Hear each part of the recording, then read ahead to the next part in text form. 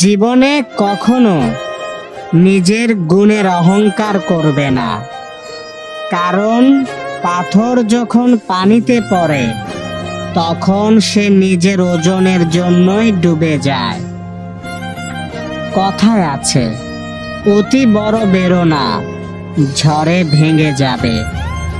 অতি ছোট হইও না, ছাগলে মুড়ে খাবে। তোমার নামে কেউ নিন্দা করলে তাহলে তাকে ইগনোর করো, কারণ কুকুর মানুষকে কামড়ালেও মানুষ কিন্তু কুকুরকে কামড়ায় না।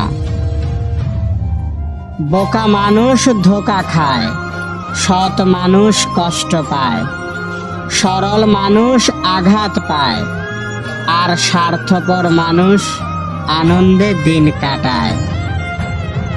রাস্তায় ঘেউ ঘেউ করা সব কুকুরকে যদি তুমি ঢিল মারতে যাও তাহলে তুমি তোমার গন্তব্যেই পৌঁছাতে পারবে না।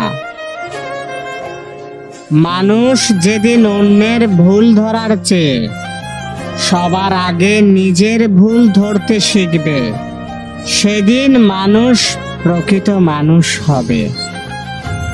কি আশ্চর্য, তাই না?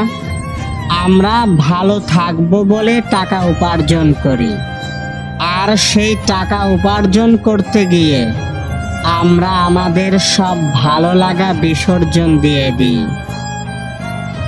অন্যের চরিত্র নিয়ে তারাই কথা বলে যাদের নিজের চরিত্র ঠিক থাকে না। উঠে দাঁড়াতে একটা হাত লাগে, আর ঘুরে দাঁড়াতে একটা আঘাতই যথেষ্ট। লোকে যাহা প্রকাশ্যে করে তা অনেক ক্ষেত্রে তার আসল চরিত্র নয়।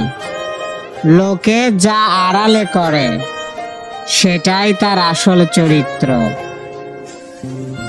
মানুষ গুহা ছাড়লো, গাছের ছাল ছাড়লো, কাঁচা মাংস ছাড়লো, এমনকি নিজের মনুষ্যত্ব বোধটাও ছাড়লো, কিন্তু অন্যের ভালো দেখে হিংসে করাটা আজও মানুষ ছাড়তে পারল না। চরিত্র আর আয়না পরিষ্কার রাখো, নিজেকে সুন্দর দেখাবে। বিশ্বাস রক্ষা করতে শেখো, কারণ একবার কারোর উপর বিশ্বাস ভেঙে গেলে তখন সত্য কথাগুলো মিথ্যে বলে মনে হয়।